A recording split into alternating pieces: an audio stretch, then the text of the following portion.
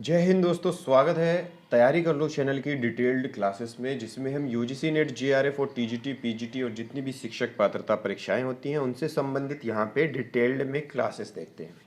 तो दोस्तों, पिछली बार हमने देखा था प्रकरण 1 जिसमें पुरानी धारा के बारे में देखा था। अब देखेंगे प्रकरण 2 नई धारा प्रथम उत्थान। समय है इसका संमत 1925 से लेकर के 1950। दोस्तों, अगर पिछली वीडियोस आपने नहीं देखी है तो आप चैनल के प्लेलिस्ट या फिर वीडियो के डिस्क्रिप्शन में जाकर उन्हें देख सकते हैं। बहुत ही इंपॉर्टेंट टॉपिक्स हैं, अच्छी तरीके से बताया गया है ताकि आप अपने नोट्स भी वहां से बना सकें। तो चलिए बात करते हैं प्रकरण 2 की। नवीन धारा के प्रथम उत्थान के भीतर हम हरिश्चंद्र, प्रताप नारायण मिश्र, अंबिका दत्त व्यास, राधा कृष्णदास, उपाध्याय बद्रीनाथ चौधरी आदि को ले सकते हैं। इस प्रकरण में भारतेंदु हरिश्चंद्र एवं उनके मंडल के सहयोगी लेखकों के काव्य लेखन तथा कविता में उनके योगदान की चर्चा की गई है। किसमें? भारतेंदु हरिश्चंद्र और उनके मंडल की।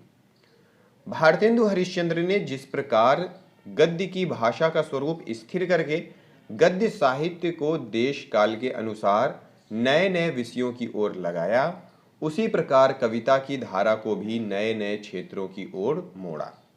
इस रंग में सबसे ऊंचा स्वर देशभक्ति की वाणी का था। उसी से लगे हुए विषय लोकहित, समाज सुधार, मातृभाषा का उद्धार आदि थे। मतलब इस टाइम जो गीत होते थे वो ज्यादातर किसमें होते थे? देशभक्ति पर होते थे। दूसरा, लोकहित पर होते थे, समाज सुधार पर होते थे और मातृभाषा के उद्धार पर आधारित होते थे। हास्य और विनोद के नए विषय भी इस काल में कविता को प्राप्त हुए। साहित्य के इस नए युग के आरंभ से ही कई प्रकार के नए आलंबन सामने आने लगे, जैसे पुरानी लकीर के फकीर, नए फैशन के गुलाम, नोच खसोट करने वाले अदालती अमले, मूर्ख और खुशामदी रईस, नाम या दाम के भूखे देशभक्त इत्यादि। इसी प्रकार वीरता के आश्रय भी जन्मभूमि के उद्धार के लिए रक्त बहाने वाले, अन्याय और अत्याचार का दमन करने वाले इतिहास प्रसिद्ध वीर होने लगे। इस नई धारा की कविता के भीतर जिस नए नए विषयों के प्रतिबिंब आए, वे अपनी नवीनता से आकर्षित करने के अतिरिक्त नूतन परिस्थिति के साथ हमारे मनोविकारों का सामंजस्य भी घटित कर चले। कालचक्र के फिर से जिस नई परिस्थिति के बीच हम पड़ जाते, उसका सामना करने योग्य अपनी बुद्धि को बनाए बिना जैसे काम नहीं चल सकता, वैसे ही उसकी ओर अपनी रागात्मिका वृत्ति को उन्मुख किए बिना हमारा जीवन फीका, नीरस, शिथिल और अशक्त रहता है। ब्रज भाषा संबंधी सुधार में भारतेंदु की भूमिका को लेकर प्रकरण 1 में शुक्ल जी ने लिखा है। प्रकरण 1 में लिखा है, ठीक है। क्या लिखा है कि भारतेंदु जी ने जिस प्रकार हिंदी गद्य की भाषा का परिष्कार किया, उसी प्रकार काव्य की ब्रज भाषा का भी। उन्होंने देखा कि बहुत से शब्द जिन्हें बोलचाल से उठे कई सौ वर्ष हो गए थे, कवित्तों और सवैयों में बराबर लाए जाते हैं। इसके कारण कविता जनसाधारण की भाषा से दूर पड़ती जाती है। बहुत से शब्द तो प्राकृत और अपभ्रंश काल की परंपरा के स्मारक के रूप में ही बने हुए थे। चक्कव, भुआल, ठायो, दीह, ऊनो, लोय आदि के कारण बहुत से लोग ब्रज भाषा की कविता से किनारा खींचने लगे थे। दूसरा दोष जो बढ़ते बढ़ते बहुत दूरी हद को पहुंच गया था, यह शब्दों के तोड़ मड़ोड़ और गढ़ंत के शब्दों का प्रयोग था। उन्होंने ऐसे शब्दों को भरसक अपनी कविता से दूर रखा और अपने रसीले सवये में जहां तक हो सका बोलचाल की ब्रज भाषा का व्यवहार किया। इसी से उनके जीवन काल में ही उनके सवये चारों ओर सुनाई देने लगे। जाहिर सी बात है कि जो चीज़ें अभी चल रही हैं, अगर आप उस चीज़ पर ही क्या, जैसे कि सपोज कि अभी क्या चल रहा है देश में, तो जाहिर सी बात है दोस्तों, जैसे कि आप अगर करंट मुद्दों पर बात करेंगे तो वो चीज़ें ज़्यादा इफेक्टिव होती हैं। जैसे कि करंट मुद्दे पर आप अगर वीडियो बनाते हैं तो वो चीज़ें ज़्यादा देखी जाती हैं। तो उसी हिसाब से ये क्या था कि जो चल रही होती है बोलचाल की भाषा, जैसे अभी हम जैसे बोलचाल की भाषा में जो बात कर रहे हैं, अगर हम इस भाषा में किसी चीज़ को समझाने बैठे तो वो चीज़ ज़्यादा समझ में आती है लोगों को, इसलिए वो लोग उस चीज़ पर ज़्यादा फोकस करते हैं। फिर है कविता के स्वरूप में परिवर्तन। अब प्रथम उत्थान के भीतर काव्यगत विषयों के विस्तार के साथ ही कविता के स्वरूप में भी परिवर्तन आया। विषयों की अनेक रूपता के साथ साथ उसके विधान का ढंग भी बदल चला।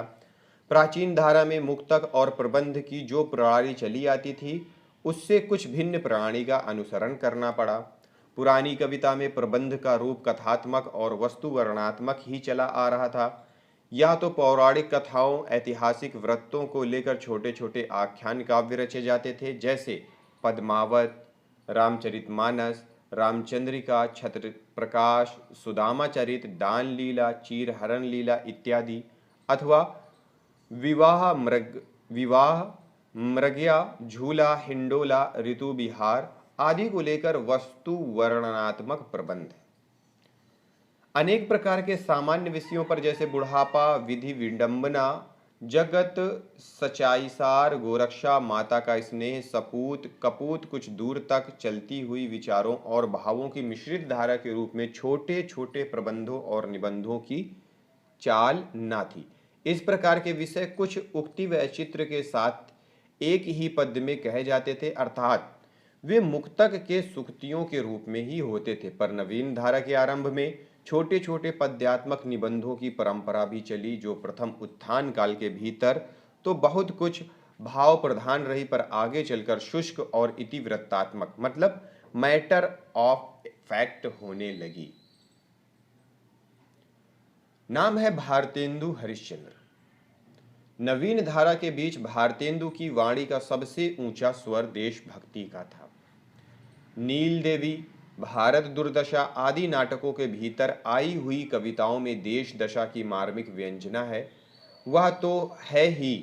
बहुत सी स्वतंत्र कविताएं भी उन्होंने लिखी, जिनमें कहीं देश की अतीत गौरव गाथा का गर्व, कहीं वर्तमान अधोगति की क्षोभ भरी वेदना, कहीं भविष्य की भावना से जगी हुई चिंता इत्यादि अनेक पुनीत भावों का संचार पाया जाता है।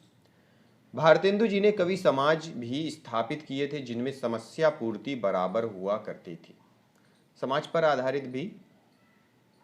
भारतेंदु के श्रृंगार रस के कवित्व सवये बड़े ही सरस मर्म स्पर्शी होते थे। भारतेंदु जी ने हिंदी काव्य को लेकर केवल नए नए विषयों की ओर ही उन्मुख किया। उसके भीतर किसी नवीन विधान या प्रणाली का सूत्रपात नहीं किया। वे केवल नर प्रकृति के कवि थे। बाह्य प्रकृति की अनेक रूपता के साथ उनके हृदय का सामंजस्य नहीं पाया जाता। अपने नाटकों में दो एक जगह उन्होंने जो प्रकृति वर्णन रखे हैं, जैसे सत्य हरिश्चंद्र में गंगा का वर्णन, चंद्रावली में यमुना का वर्णन, वे केवल परंपरा पालन के रूप में हैं। गद्य को जिस परिमाण में भारतेंदु ने नए विषयों और मार्गों की ओर लगाया, उस परिणाम में पद्य को नहीं। उनकी अधिकांश कविताएं तो कृष्ण भक्त कवियों के अनुकरण पर गेय पदों के रूप में हैं, जिनमें राधा कृष्ण की प्रेम लीला और विहार का वर्णन है।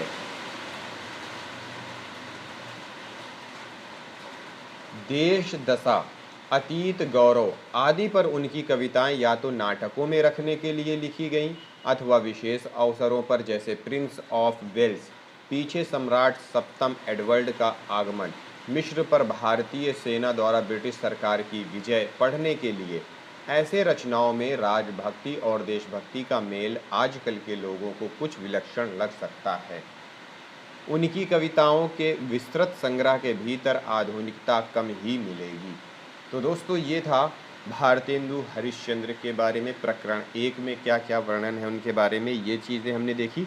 अब हम देखेंगे आगे प्रताप नारायण मिश्र और अन्य कवियों लेखकों के बारे में। तो मिलते हैं अगली वीडियो में अगले टॉपिक के साथ। इस वीडियो को देखने के लिए बहुत बहुत धन्यवाद।